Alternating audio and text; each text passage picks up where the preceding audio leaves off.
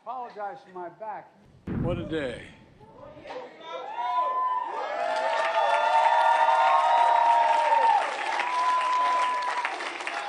Well, thank you. I tell you, I love Jim. Jim, I want to thank you. You're the best friend anyone could have. I really mean, you're incredible. And thank you, Liberation Choir. You are incredible. You know, you capture the spirit of what St. Augustine of my church said. He said, singing is praying twice. Well, you're praying 4 times. Now, I apologize for my back. Stand there, you're chilly. All right. Oh, God love you. You know, Jim, as I said, you're one of the best friends anybody could have. You're a student of history, teacher of history. This museum of history is one of your dreams. And Mayor Joe Riley, I don't know where Joe is. Joe is incredible. Joe, you're another dear friend who had a vision and fortitude to make this museum a reality. Reverend Joe Darby, God love you. Thank you. Thank you for your friendship and your fellowship. And Dr. Tanya Matthews, who just part of the official delegation, I took a trip to Angola because we're starting something major in Africa, and I wanted her to come along. I want to thank you very much and your fellow leaders here at the museum, including one of the great American landscape artists, Walter Hood, who makes work here studying breathtaking. I'd like to also thank 2 outstanding members of my cabinet. Secretary of Defense Lloyd Austin, one of the best appointments ever made in my career.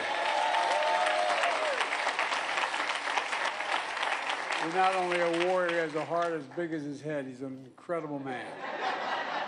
No, you are, Lloyd. You're first rate. And Administrator of Environmental Protection Agency, Michael Regan. Michael? Our extraordinary leaders and patrons and friends here. I want to thank you all, distinguished guests. Before I go any further, though, I do want to introduce my family. The love of my life and the life of my daughter, Ashley Biden. Stand up, Ashley. Ashley's a social worker protecting abused women in Philadelphia. God love you, kid. And my son, Hunter Biden, the smartest man I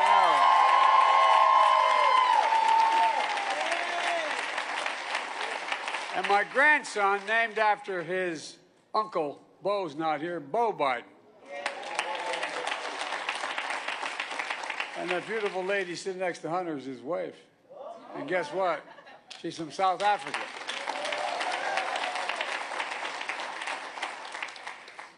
Look, folks, as Jill and I shared, we felt that the power of prayer for so many of you across South Carolina has made a big deal for us. It's been a big deal for us, for real.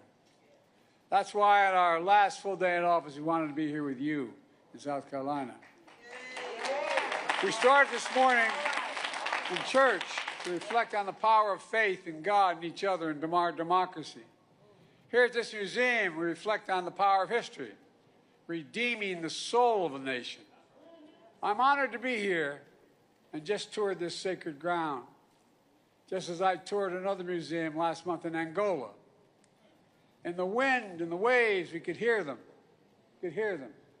The young women and men, born free in the highlands of Angola, only to be captured, bound, and forced in a death march by slave traders in the year 1619. The start of a 250 years of slave trade across Africa and the Caribbean to the shores of America. The start of America's original sin. They were baptized into a foreign faith against their will. Their names were changed against their will. Condemned to slave ships bound for what they call the Middle Passage between Africa and America. Many did not survive the journey, and the many who did survive arrived in Charleston, excuse me, Gadsden Wharf, along the Cooper River. When their feet touched this land, iron shackles literally dug into their skin. They were forced to build an 840-foot wharf, the largest single port of entry for enslaved people in American history. And standing here, we hear them again in the wind and the waves, their pain, their fear, their anguish. But we also hear something else, their faith to survive, their faith in each other, their faith to hope pass through generations. This museum is so important because it embodies the trauma and the triumph of the African American experience.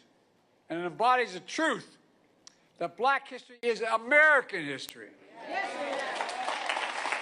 black culture is American culture.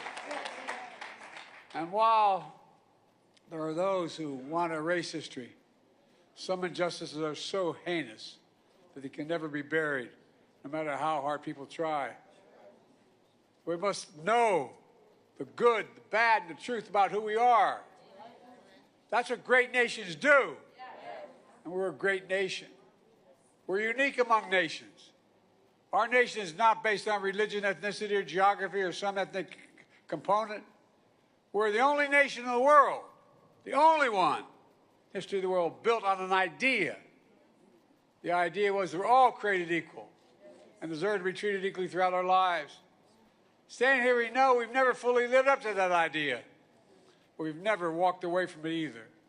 From slavery to emancipation, from the Civil War to the Civil Rights Movement, from the reckoning on race today, there's been a long line of black patriots who've helped make the promise of America real for all Americans, who have helped us become the nation we say we are and want to be.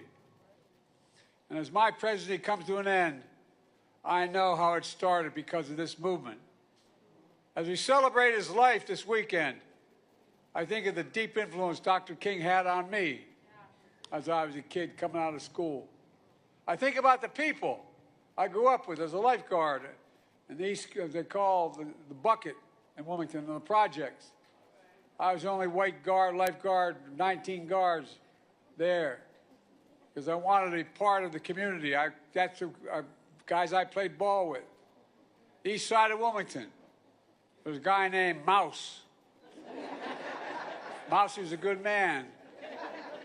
Mousy got a little trouble when he was younger. Mousy became my friend. We had faith in him. He became the leader of the NAACP in Delaware and also the head of the Longshoremen's Union. He passed away this month, but I think about all of you and so many people across the country of every race and background who have joined the work of redeeming the soul of this nation together. That's what this is about. Time and again, I've seen people open their hearts and change their minds and join hands and continue building the America of our shared dreams. I've tried to be a link between our history and our future, between our dreams and possibilities. I had the honor of serving with the first black president, the first woman vice president. Let me say, Kamala Harris is an incredible leader, and I'm grateful for her partnership and the hope and aspiration she represented for so many people. Together we kept our commitment to have an administration that looks like America and taps into the full talents of America. I guaranteed we'd have an administration that looked like America. We had more women in the cabinet, more African Americans, including the first black Secretary of Defense and a man of great honor.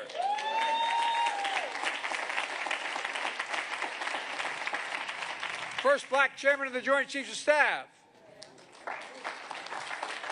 We entered office facing one of the toughest periods in our history. We came out sooner by doing the work to beat the pandemic, to build the strongest economy in the world with some of the most significant investments ever made in all of American history, particularly for black America, to address the sting of systemic racism and advancing racial equality in all we do, including executive action and police reform, to protect fundamental rights and freedoms, from the freedom to vote to the freedom to choose, to reassert America's leadership in the world, including our intense efforts that led to the release of hostages and the ceasefire war in Gaza and the end of the war between Israel and Hamas.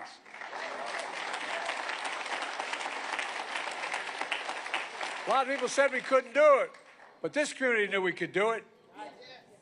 In front of the White House, built by an enslaved people, we celebrated Juneteenth, a federal holiday that I named, and introduced the first black woman on the United States Supreme Court.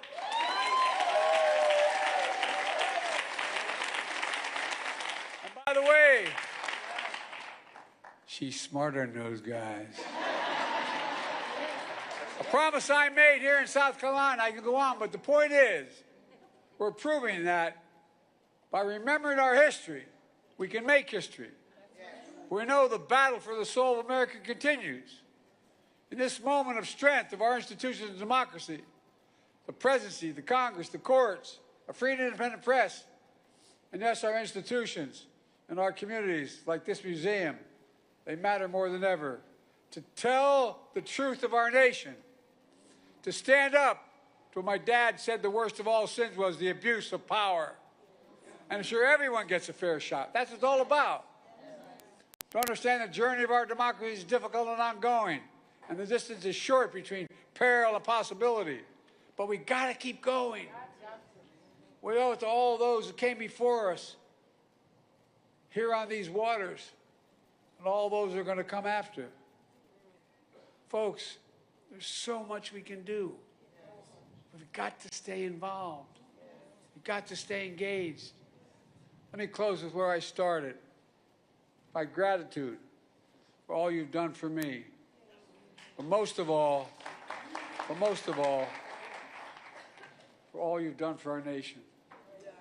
Scripture says, I've been young and now I'm old, yet I've never seen the righteous forsaken. After all these years working alongside you, I have not seen the righteous forsaken. I love you all. I mean it from the bottom of my heart. My family owes you. We owe you. The nation owes you.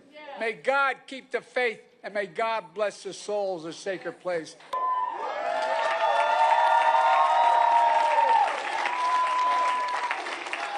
Well, thank you. I tell you, I love Jim. Jim, I want to thank you. You're the best friend anyone could have. I really mean it. You're incredible. And thank you, Liberation Choir. You are incredible. You know, you capture the spirit of what St. Augustine of my church said. He said, singing is praying twice. Well, you're praying 4 times. Now, I apologize for my back.